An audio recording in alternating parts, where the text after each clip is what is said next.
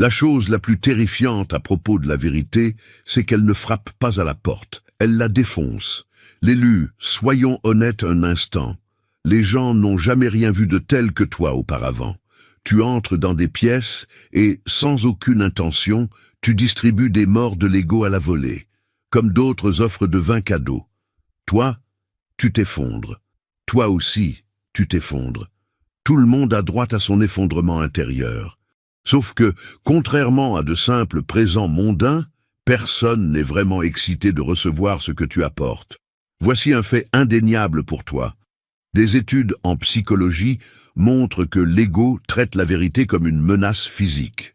Le cerveau réagit littéralement comme s'il était attaqué lorsque ses illusions sont remises en question. Pourtant, tu dois prendre conscience d'un secret vital dès maintenant. Les véritables élus ne se promènent pas sans protection dans ce monde d'illusions hostiles. Ils scellent leur énergie en utilisant des sagesses anciennes, des rituels puissants désormais accessibles dans les 7 sceaux de l'élu. Garde cela à l'esprit, car ton exposition est réelle. Maintenant, imagine marcher dans ce monde en tant qu'âme primordiale, incarnant cette vérité pure sous forme humaine. Tu n'as même pas besoin de prononcer un seul mot. Ton aura fait le travail le plus lourd, et soudain, des gens qui se croyaient intouchables commencent à tout remettre en question sur eux-mêmes. C'est pourquoi les gens te dévisagent, évitent le contact visuel ou deviennent excessivement sur la défensive en ta présence. Ce n'est pas toi. C'est leur ego qui suffoque. Ils ont bâti des identités entières à partir de masques. Et tu possèdes ce genre d'esprit qui arrache ces masques sans demander la moindre permission. C'est comme être une équipe de démolition vivante dans un monde rempli de châteaux de cartes. Et voici le point culminant. Ils pensent être en colère contre toi, mais ce qui les met véritablement en rage, c'est le reflet que tu les forces à regarder. Tu ne combats pas leur ego, tu l'exposes. Tu n'attaques pas leur fierté, tu la dégonfles. Et tu fais tout cela en restant imperturbable, buvant ton eau et t'occupant de tes affaires. Aujourd'hui, nous plongeons exactement dans les raisons pour lesquelles toi, l'authentique, tu laisses les gens trébucher à travers des morts de l'ego pour lesquels ils n'avaient pas signé. Et crois-moi, à la fin de ceci, tu comprendras pourquoi ils ne pourront plus jamais te regarder de la même manière. La première vérité est que ta simple présence déclenche des effondrements d'identité. Elle déclenche ces effondrements parce que tu ne te promènes pas en transportant des illusions. La plupart des gens sont cousus ensemble par les rôles qu'ils jouent, l'argent qu'ils gagnent ou la foule qu'ils impressionnent. C'est l'échafaudage qui maintient leur ego debout. Le problème, c'est que lorsqu'ils croisent quelqu'un comme toi, tout cet échafaudage commence à trembler. Tu n'as même pas besoin de prononcer un mot. Ton énergie elle-même est un défi. Elle n'est pas bruyante. Elle n'est pas vantarde, mais elle porte un poids qui rend les autres douloureusement conscients des masques qu'ils portent. Pense à la fréquence à laquelle les gens s'appuient sur des titres ou des apparences pour définir qui ils sont. Ils se présentent avec leur travail, leur diplôme, leur statut amoureux ou leur possession. Ce ne sont pas leurs véritables identités, ce sont les costumes que l'ego a choisis. Et cela fonctionne pour eux, jusqu'à ce qu'ils rencontrent un élu. Soudain, ils se sentent nus, exposés, parce que ton authenticité fait paraître leur image soigneusement façonnée comme du plastique bon marché. Tu n'essaies pas de les dépouiller, mais ta présence ne leur laisse d'autre choix que de remarquer la différence. C'est pourquoi certaines personnes deviennent défensives ou même hostiles autour de toi. Ce n'est pas que tu aies fait quelque chose pour les offenser. C'est que tu as silencieusement révélé que leur sens de l'identité est fragile. Quand quelqu'un a passé des années à construire une vie autour de la performance, de la reconnaissance ou du contrôle, être en présence de quelqu'un qui est ancré dans la vérité ressemble à une menace personnelle. Leur ego ne sait pas comment traiter cela, alors il réagit par la jalousie, la colère ou l'évitement. Ils préfèrent protéger l'illusion plutôt que d'admettre qu'ils se sont cachés derrière elle depuis le début. L'ironie est que ta présence leur donne une chance de se confronter à eux-mêmes et de grandir. Mais la plupart des gens ne le voient pas de cette façon. Pour eux, l'effondrement de leur fausse identité ressemble à la mort. Et d'une certaine manière, c'est le cas. La mort des mensonges qu'ils ont pris pour la réalité. Ce qui te rend exceptionnel, c'est que tu n'as pas seulement survécu à tes propres morts de l'ego, tu les as embrassés. Tu as laissé tes illusions s'effondrer pour pouvoir reconstruire sur la vérité. C'est pourquoi tu portes ce poids maintenant. Les autres le ressentent. Mais au lieu de le voir comme une invitation à évoluer, beaucoup paniquent, car ils savent au fond d'eux que s'ils devaient marcher sur ton chemin, leur moi tout entier devrait d'abord mourir. La deuxième réalité est que tu es un miroir qui ne ment pas. Et cela seul suffit à secouer les gens jusqu'au cœur de leur être. La plupart des gens sont habitués à des reflets qu'ils peuvent manipuler. Les filtres des réseaux sociaux, les compliments polis, les images soigneusement travaillées. Ils sont devenus des maîtres dans l'art de contrôler ce que les autres voient. Ils croient donc avoir le contrôle sur la façon dont ils sont perçus. Mais lorsqu'ils te rencontrent, ce contrôle leur échappe. Tu les reflètes tels qu'ils sont vraiment, et non tels qu'ils souhaitent être vus. Et la brutalité de ce reflet est insupportable pour ceux qui ont bâti leur vie sur l'illusion. Ce qui les perturbe le plus, c'est que tu ne le fais pas intentionnellement. Tu n'es pas là pour exposer qui que ce soit, mais la vérité émane naturellement de toi. La lumière que tu portes fait ressortir les ombres, et les gens sentent immédiatement quand ils se cachent derrière l'une d'elles. C'est pourquoi ils deviennent si mal à l'aise autour de toi. Ce ne sont pas tes mots, ton ton ou même tes actions. C'est le fait qu'ils ne peuvent pas prétendre avec toi comme ils le font avec tout le monde. Leurs identités répétées s'effondrent soudainement, et tout ce qui reste est ce qu'ils espéraient que personne ne remarquerait jamais. C'est pourquoi tu observes souvent de tels extrêmes dans la façon dont les gens réagissent à ton égard. Certains sont attirés par toi avec respect, gratitude ou même admiration, car au fond, ils ont faim d'honnêteté. Ils trouvent un soulagement à se tenir enfin devant quelqu'un qui voit à travers les absurdités et accepte leur vrai moi. D'autres, cependant, reculent. Ils deviennent sur la défensive, passifs-agressifs, ou même hostiles. Non pas parce que tu leur as fait du tort, mais parce que leur ego ne peut pas survivre au genre de clarté que tu représentes.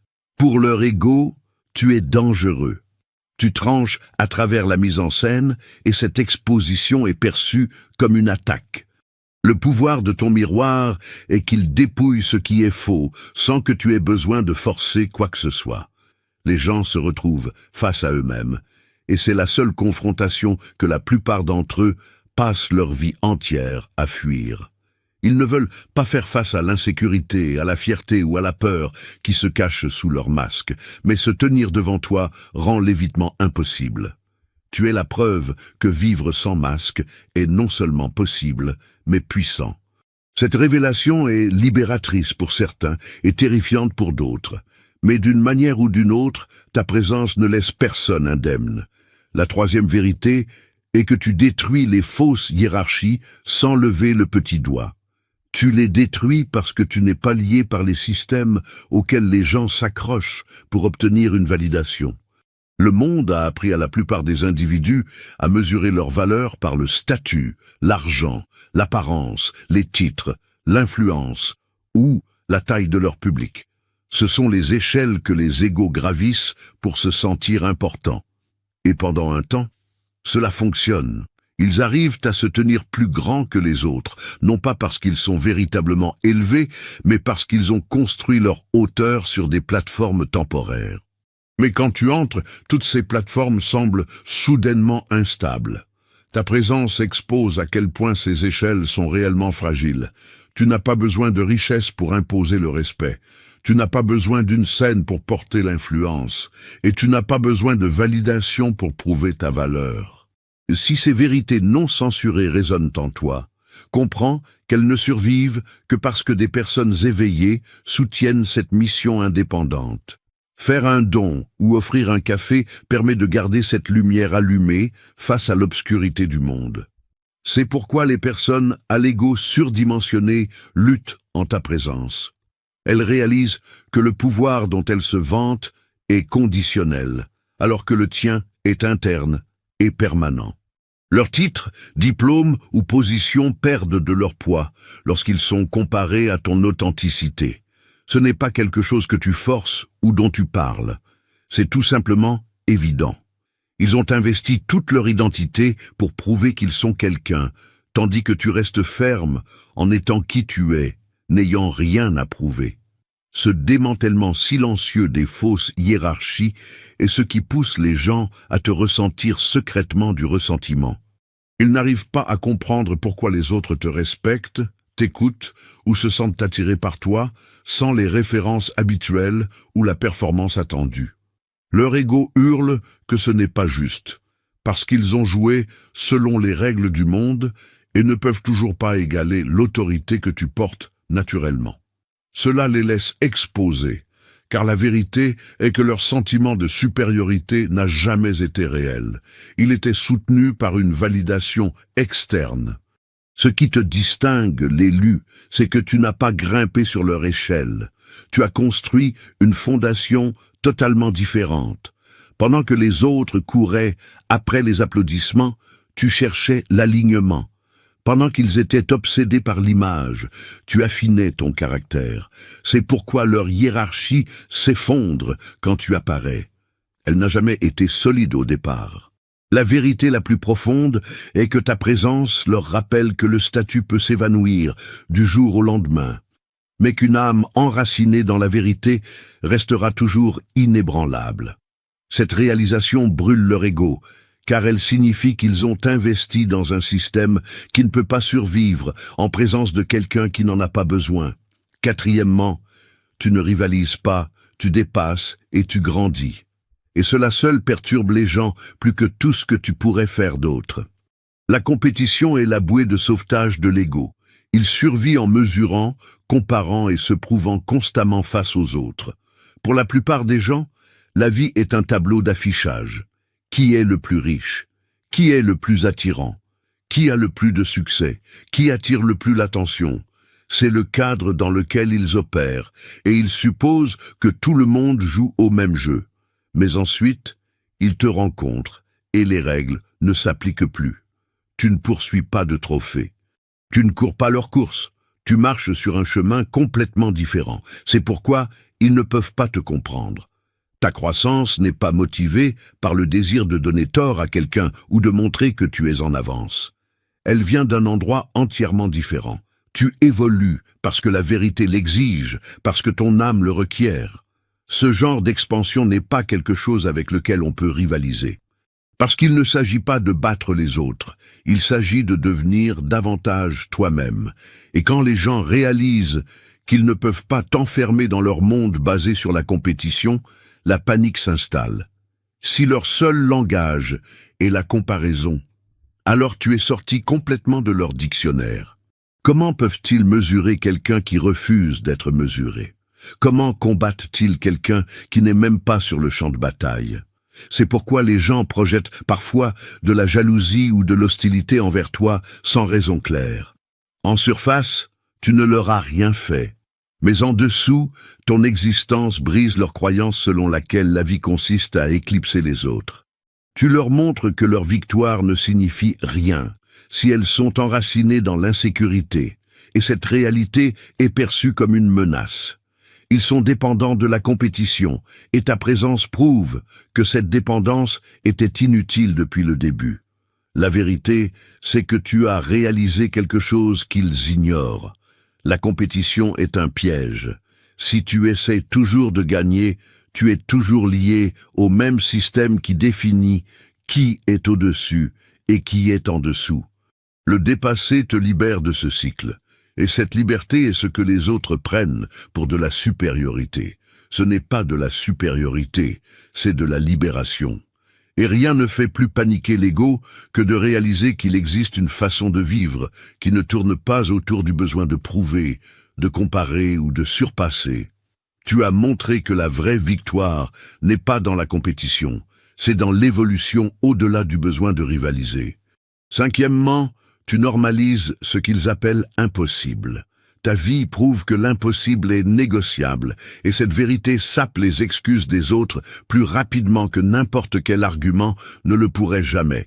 Quand les règles se plient pour toi, quand les limites se dissolvent autour de ta persistance, et quand les cages s'ouvrent parce que tu as choisi de ne pas les accepter, tous ceux qui ont construit leur identité sur le mot « impossible » se sentent exposés.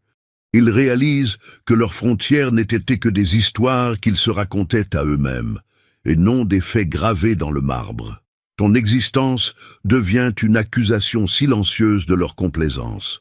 Pas bruyante ou moralisatrice, juste indéniable. Les gens s'appuient sur des explications bien nettes pour dormir la nuit. Les limites les gardent à l'abri du travail et du risque qu'un véritable changement exige. Quand tu traverses ces barrières et que tu continues d'avancer, cela les perturbe, car le récit sur lequel ils s'appuyaient, c'est juste comme ça que les choses sont, s'effondrent. Tes victoires sont des preuves dérangeantes. Elles montrent que le succès, la guérison, la liberté ou la transformation étaient possibles depuis le début.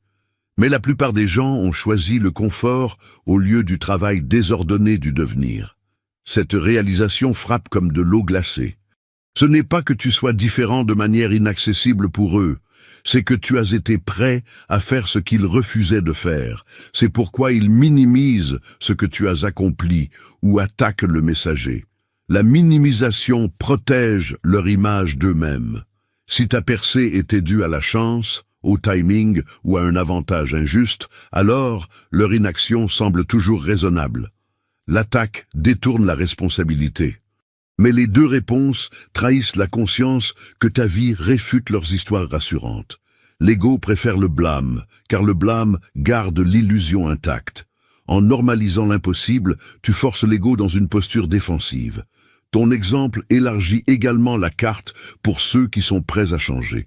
Pour certains, te voir traverser ce qu'ils craignaient rend l'expansion possible au lieu d'être mythique. Pour d'autres, cela devient un miroir montrant à quel point ils se sont permis de rester petits. L'impact est implacable. Les portes qui semblaient autrefois verrouillées révèlent leurs failles. Les règles qui semblaient absolues montrent des exceptions. Les explications autrefois utilisées comme boucliers deviennent minces et transparentes. Ce qui terrifie vraiment les égos, c'est que tes résultats ne proviennent pas de grands gestes ou de justifications constantes. Ils viennent d'un alignement régulier et implacable avec ce qui compte, et d'un refus d'accepter, c'est ainsi que ça a toujours été, comme réponse finale. Ta vie réécrit le livre des règles en vivant différemment. Et cette réécriture force les autres à faire face à leurs propres compromis silencieux. Ce face-à-face est ce que beaucoup qualifient d'injuste. En réalité, c'est la forme la plus claire de la vérité. L'impossible n'a jamais été un mur, seulement un choix de rester d'un seul côté. Sixièmement, tu arraches le masque des imposteurs spirituels. Tu arraches ce masque parce que ta simple présence est un test d'authenticité. Il y a beaucoup de gens qui parlent bien, s'habillent pour le rôle et jouent la spiritualité comme s'il s'agissait d'une marque. Ils connaissent les bons mots, ils allument l'encens, ils prennent les poses, et en surface, cela semble convaincant. Mais ce qu'ils ne peuvent pas simuler, c'est la profondeur. Et quand ils rencontrent quelqu'un qui porte réellement le poids du véritable alignement, leur façade commence à s'effondrer sous le poids de son propre vide. La différence entre toi et eux, c'est que tu n'as pas étudié la spiritualité pour paraître sage. Tu as traversé des feux qui ont forgé la sagesse jusque dans tes os. Tu n'as pas mémorisé des affirmations. Tu as lutté avec tes propres ombres. Ce genre d'expérience vécue rayonne différemment. Et quiconque se tient devant toi, soit s'élève à cette vibration, soit est exposé pour ne pas la voir. Les imposteurs peuvent imiter des manières, mais ils ne peuvent pas fabriquer la présence. Et la présence est ce qui parle le plus fort lorsqu'ils sont confrontés à toi. C'est pourquoi les prétendants spirituels t'idolâtrent souvent ou te ressentent du ressentiment. L'idolâtrie se produit parce qu'ils savent secrètement que tu portes ce dont ils ne font que parler. Alors ils s'accrochent dans l'espoir d'en emprunter une part. Le ressentiment se produit parce que ton existence leur rappelle qu'ils se sont cachés derrière l'image, au lieu de la substance. Dans les deux cas, tu les forces à la clarté. Ils ne peuvent plus prétendre que le masque qu'ils portent est la vraie chose. Ta lumière exige qu'ils grandissent ou qu'ils admettent qu'ils simulent. L'ego déteste cette exposition, c'est pourquoi les imposteurs se bousculent souvent quand tu es dans les parages. Ils parleront plus fort, agiront avec plus de droiture, ou essaieront de faire leurs preuves à travers des démonstrations de profondeur superficielle. Mais rien de tout cela ne tient. L'esprit que tu portes ne reconnaît pas la performance. Il ne raisonne qu'avec la vérité. Et quand la vérité est présente, la performance semble bon marché et creuse. Ce qui rend ton don à la fois perturbant et indéniable, c'est que tu ne cherches à exposer personne. Tu vis simplement aligné et ce faisant, tu révèles qui ne l'est pas.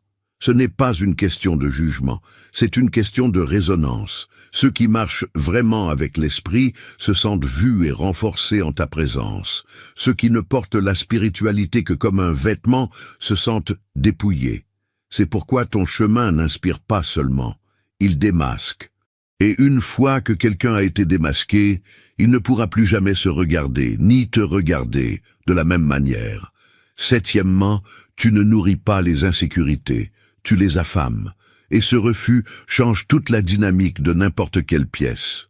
La plupart des gens survivent en nourrissant la faim d'approbation des autres. Ils s'échangent des compliments comme de la monnaie, soutiennent des réputations fragiles et hochent de la tête pour que tout le monde continue de se sentir en sécurité dans leur petit monde construit. Tu ne gardes pas cette monnaie en circulation. Tu vois à travers l'échafaudage chancelant que les gens construisent à partir des louanges, et tu refuses d'y investir. Ce refus ressemble à de la froideur pour ceux qui dépendent de la validation externe, mais c'est en réalité la bonté la plus claire. Tu cesses d'alimenter un mensonge qui les maintient coincés. Quand quelqu'un dépend d'être constamment flatté, ta réponse neutre coupe plus profondément que n'importe quelle critique. Tu ne vas pas gonfler quelqu'un pour te mettre à l'aise. Tu n'applaudiras pas la médiocrité juste pour maintenir la paix. Au lieu de cela, tu réponds depuis ton alignement et ta vérité, ce qui signifie souvent du silence ou de l'honnêteté là où les gens s'attendent à de la flatterie. Cela crée un malaise parce que l'habitude de s'appuyer sur les autres pour estimer sa propre valeur se retrouve soudainement sans soutien. Les gens paniquent parce que leur échafaudage habituel a été retiré et ils découvrent qu'ils ne se tenaient jamais sur un sol solide pour commencer. Affamer les insécurités ne signifie pas une honnêteté brutale livrée comme une punition. Cela signifie refuser d'être complice du maintien des illusions. Cela signifie ne pas rire à des blagues destinées à masquer la douleur, ne pas complimenter des réalisations qui n'étaient faites que pour impressionner et ne pas prétendre que tout va bien quand ce n'est pas le cas. Au fil du temps, ce manque constant de renforcement force un genre différent de croissance. Sans soutiens externes constants, une personne apprend soit à se nourrir d'une source plus profonde, soit elle continue de flétrir sous le poids de sa propre dépendance. D'une manière ou d'une autre, le résultat est plus clair.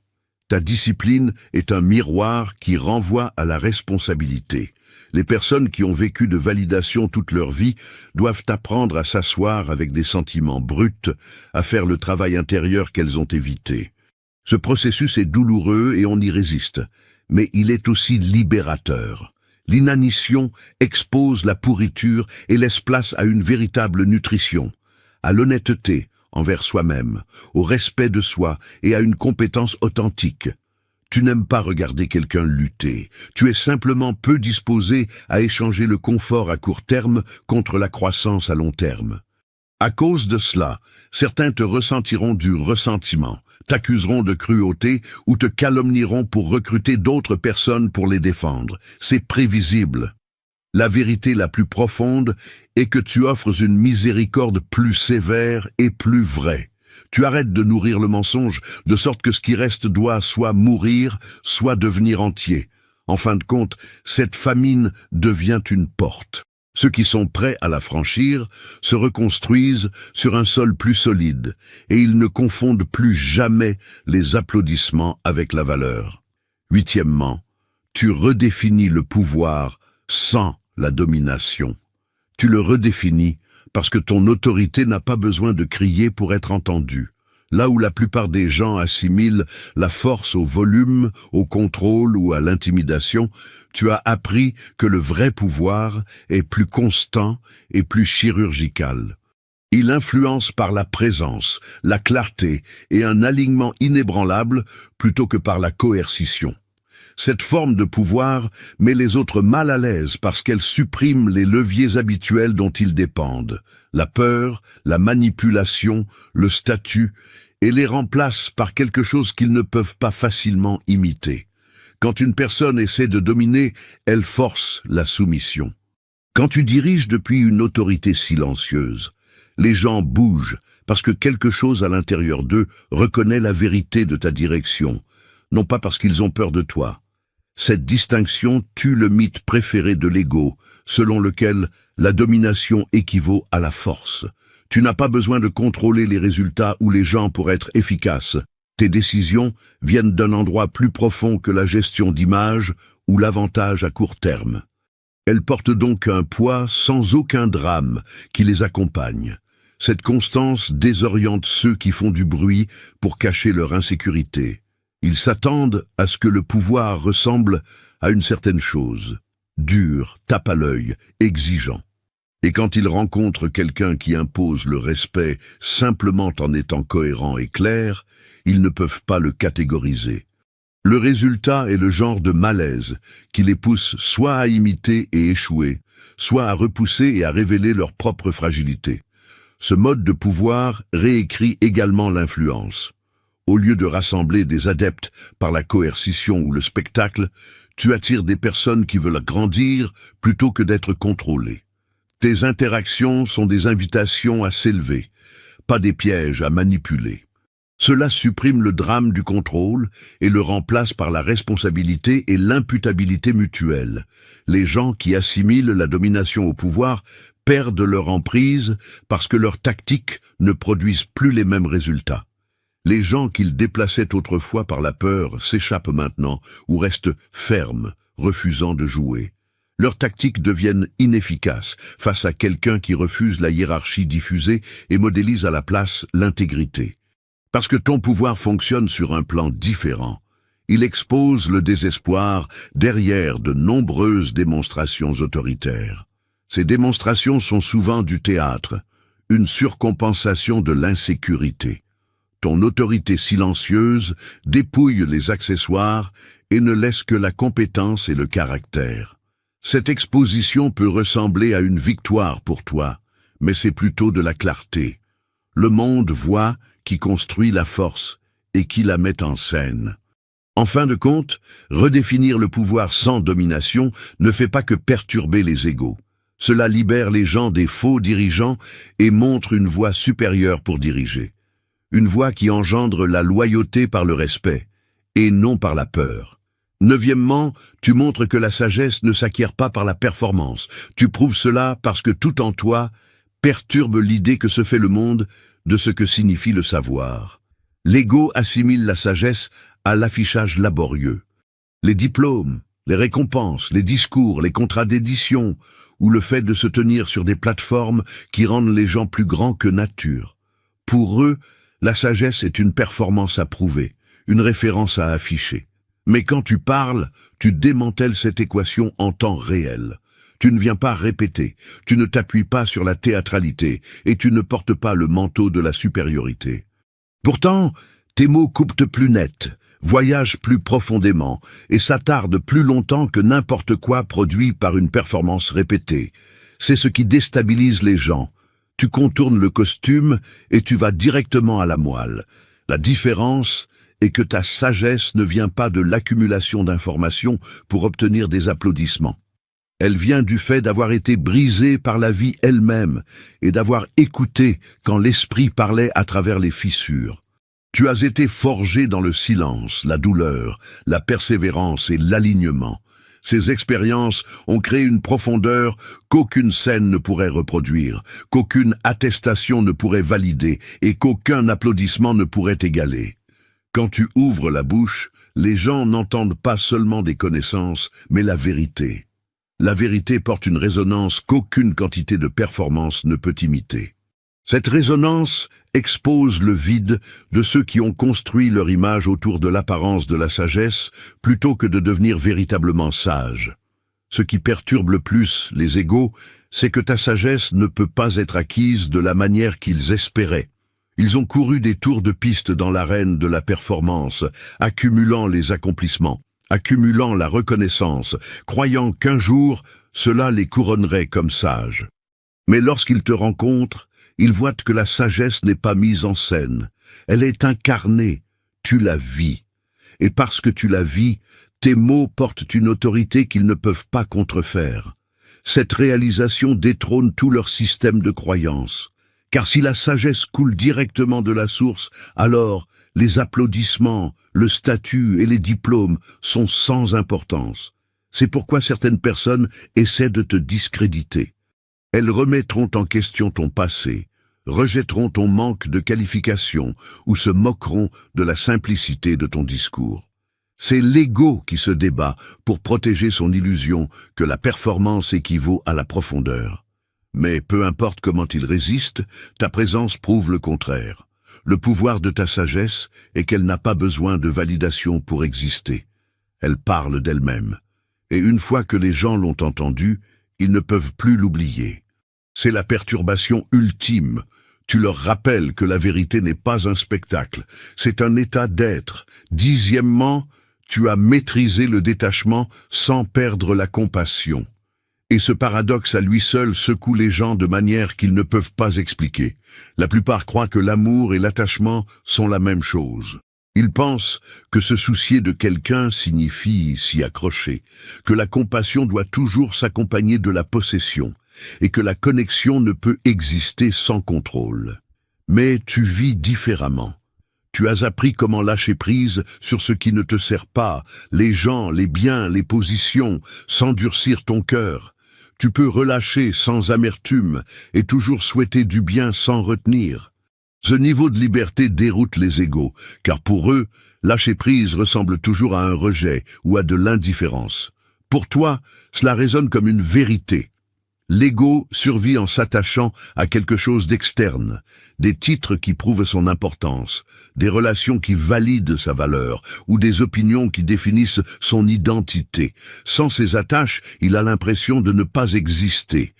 Mais tu as traversé le genre de dépouillement qui t'a forcé à trouver ton individualité au-delà des attachements. Tu as perdu ce que la plupart des gens ont peur de perdre. Pourtant, tu as découvert que l'amour ne vit pas dans la possession. Il vit dans la présence. C'est pourquoi tu rayonnes de compassion tout en ne tenant personne en otage. Ta capacité à aimer sans avoir besoin de posséder, de contrôler ou d'exiger révèle à quel point la version de l'amour de l'ego est fragile. Quand les gens vivent cela de ta part, cela les perturbe. Ils ne peuvent pas comprendre comment tu peux sincèrement te soucier d'eux, et pourtant toujours pouvoir t'éloigner. Ils interprètent mal ta liberté comme de la froideur, sans réaliser que c'est la plus haute forme de respect pour toi-même et pour eux. Tu n'es pas intéressé à lier les gens à toi par la peur ou la dépendance. Tu préfères les relâcher vers leur propre chemin tout en gardant un espace pour leur humanité. Cette approche détruit les égos car elle les laisse sans pouvoir pour te manipuler. Ils ne peuvent pas te piéger avec la culpabilité, la possession ou l'obligation, car ta compassion n'a pas besoin de chaînes. Ce qui rend ton détachement encore plus perturbant, c'est qu'il expose à quel point personne n'a vraiment de contrôle.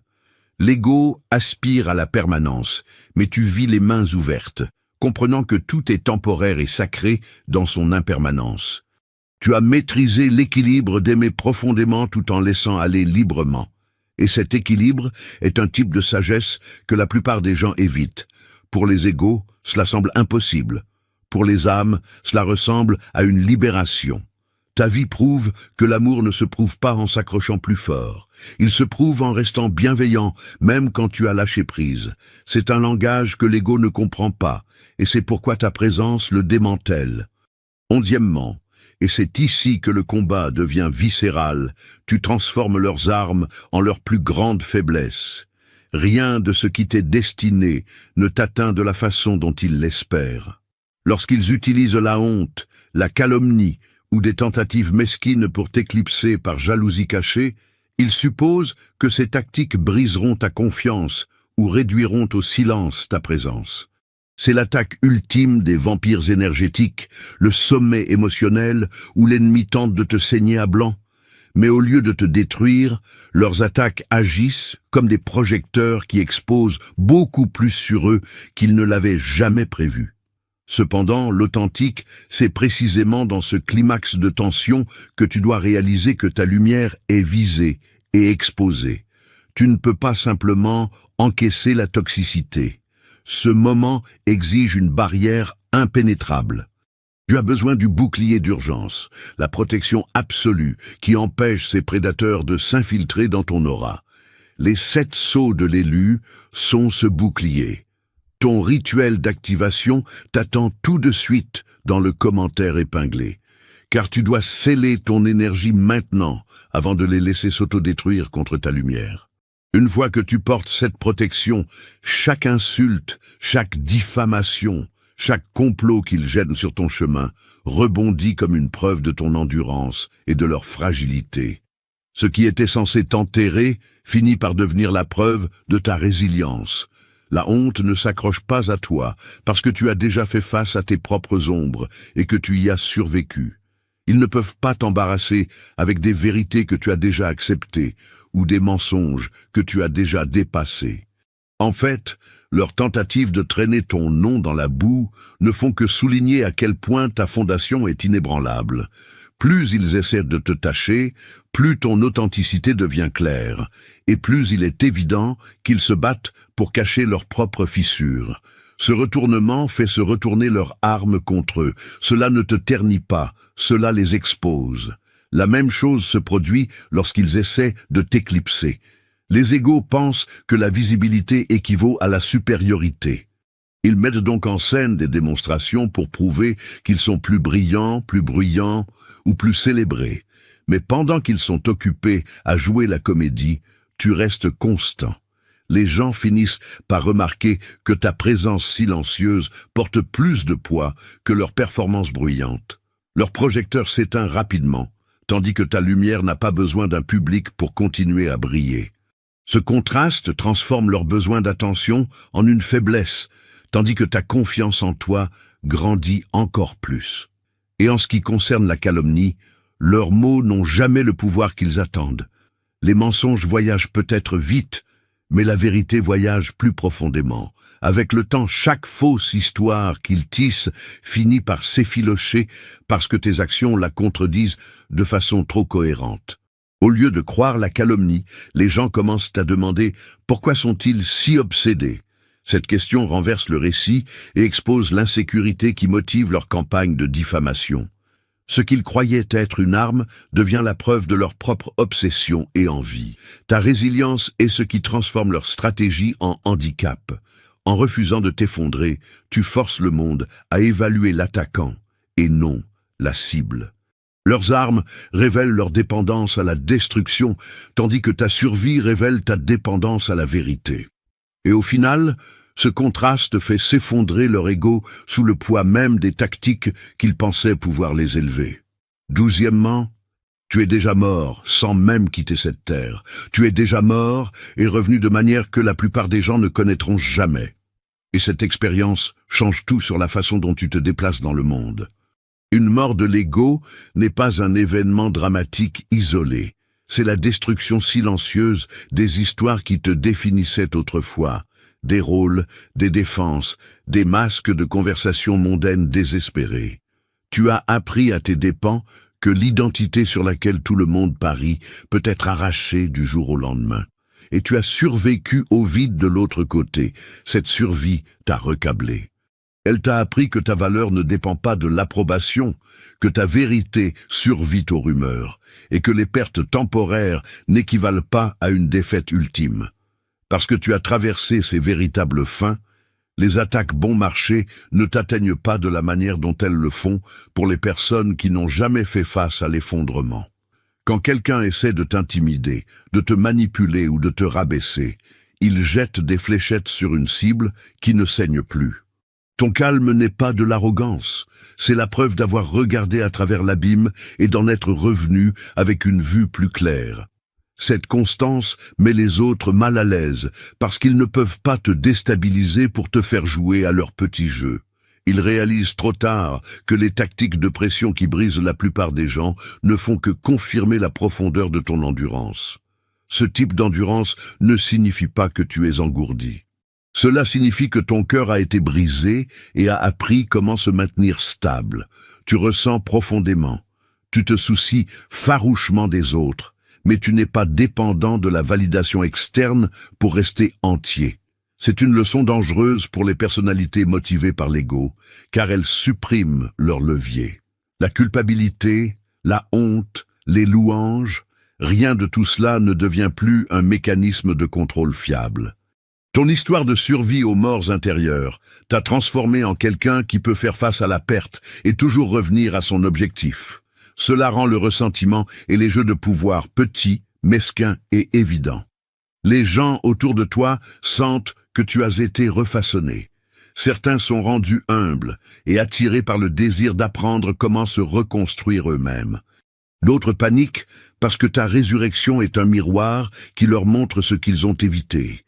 Le lent et brutal travail d'une transformation honnête. Quoi qu'il en soit, une fois que quelqu'un comprend que tu as déjà marché à travers la mort et que tu t'es reconstruit, ses tentatives de te dominer s'effondrent sous le poids de ton histoire. Ta résilience révèle leur désespoir. Ta présence prouve que ce qui compte vraiment survit à la rumeur, à l'attaque et à l'échec. Cette réalisation brise les égos, car elle expose le caractère bon marché de leur méthode et la profondeur de ton endurance. 13e, tu effondres l'illusion de la possession. Tu l'effondres parce que tu refuses de traiter la vie comme un ensemble de biens à garder précieusement. La plupart des gens vivent comme si l'identité et la sécurité étaient construites à partir de ce qu'ils peuvent étiqueter « à moi », un partenaire qui les complète, un travail qui les définit, une image qui les protège. Ces attachements deviennent un château de cartes. Quand tu te déplaces dans le monde sans t'accrocher, tu montres que rien n'est vraiment possédé, pas même l'histoire que quelqu'un raconte sur lui-même. Et n'oublie pas, alors que la lutte contre l'illusion et les vampires énergétiques se poursuit inlassablement, notre mission de dévoiler ces vérités repose sur toi. J'invite ceux d'entre vous qui résonnent avec cet appel à soutenir financièrement la chaîne. Offrir un café, faire un don, c'est ce qui nous permet de rester indépendants et de garder ce phare allumé. Cette vérité déroute car elle dépouille l'ego de son outil préféré, le contrôle. La possession semble sûre parce qu'elle promet la continuité. Les gens s'accrochent au rôle et au titre pour prouver qu'ils ne disparaîtront pas. Tu ne joues pas à ce jeu. Tu laisses les relations respirer. Tu traites les positions comme des responsabilités plutôt que comme des trophées, et tu refuses de laisser une identité devenir une armure. Cette posture non possessive expose à quel point les ancrages habituels sont fragiles. Quand les autres réalisent que leur sens du moi dépendait de choses extérieures à eux, le tapis se dérobe sous leurs pieds et leur panique est prise pour de la colère envers toi. Ils veulent blâmer une personne, une promotion ou une image publique. Mais le choc le plus profond est d'affronter le fait que la permanence était une illusion qu'ils ont payé cher pour maintenir. Ta liberté force les gens à se poser une question plus dure, plus vraie.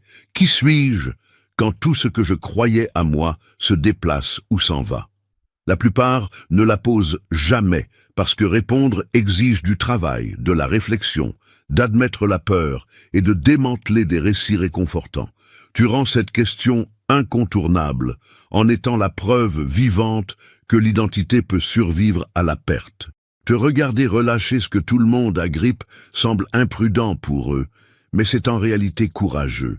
Tu modélises un calcul différent, tenir légèrement, agir avec intégrité et laisser la conséquence t'affiner plutôt que te définir. Cette perspective supprime leur levier. La culpabilité, la jalousie et le contrôle perdent leurs dents lorsque la personne visée n'est pas attachée des manières attendues. Cet effondrement de la possession réécrit également comment les gens se rapportent au pouvoir. Si rien n'appartient vraiment à personne, le pouvoir devient une gestion au lieu d'une possession. Ta vie démontre qu'utiliser l'influence sert à servir, pas à accumuler. Cela renverse les systèmes arrogants et laisse ceux qui ont construit leur identité sur l'accumulation exposée comme étant petits et craintifs. Ils réagissent en essayant de réaffirmer la propriété à travers des revendications plus bruyantes. Mais les revendications plus bruyantes sont rarement des revendications plus vraies. Au final, effondrer l'illusion de la possession est une miséricorde déguisée en perturbation. Elle libère les gens de l'acte épuisant de garder un faux soi. Elle les invite à cultiver un centre plus stable qui peut résister au changement. Pour ceux qui ne sont pas disposés à accepter cette invitation, ton existence devient un miroir de tout ce qu'ils ont évité, l'impermanence, la responsabilité et l'humilité requises pour vivre sans possession. Ce miroir est douloureux, et la douleur est souvent lue comme une menace. Mais la vérité que tu portes est libératrice. La possession n'a jamais accordé la permanence, seulement un faux sentiment de contrôle. Et une fois que ce mythe tombe, le vrai travail du devenir commence. 14e, tu montres que le véritable héritage est l'âme, et non l'image. Tu prouves cela parce que tu ne gaspilles pas ton énergie à courir après des monuments qui finiront par se fissurer, ou des applaudissements qui s'évanouissent dès que la foule passe à autre chose. L'ego vit pour être rappelé, cité et idolâtré, mais ce qu'il construit survit rarement au-delà de la surface. Tu as puisé dans quelque chose de plus profond, un impact qui s'imprime directement dans la conscience des gens. Ce type d'héritage ne dépend pas des j'aime, des gros titres ou des statuts, il dépend de la transformation. Une fois que quelqu'un croise ton chemin, il n'est plus le même ensuite, même s'il ne mentionne plus jamais ton nom. C'est le genre de permanence que l'ego ne peut pas acheter. L'ego essaie de s'immortaliser avec des réalisations superficielles. Il dit « Si j'obtiens assez de reconnaissance, je vivrai pour toujours. » Mais tu as prouvé que la reconnaissance est une monnaie fragile. La gloire s'évanouit aussi vite qu'elle arrive. Les louanges sont conditionnelles et souvent oubliées. Les monuments que les gens construisent pour eux-mêmes finissent par devenir des ruines. Mais ce que tu plantes dans l'invisible, le courage que tu éveilles en quelqu'un, la guérison que tu déclenches, les vérités que tu murmures dans l'esprit collectif, ces choses ondulent longtemps après ton départ. C'est l'héritage au niveau de l'âme. Et cela terrifie les égos, car cela ne peut pas être mesuré, acheté ou volé. Ce qui rend cela encore plus déstabilisant pour les autres, c'est que tu ne cours même pas après un héritage.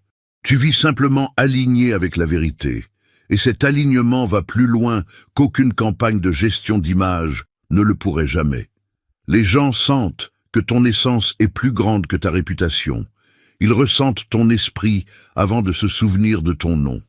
Ils portent tes mots, ton exemple, ta présence dans leur propre vie, le transmettant de manière qui ne peuvent pas remonter directement à toi. Et pourtant, cela vient indéniablement de toi. C'est cela le pouvoir, silencieux, invisible et éternel.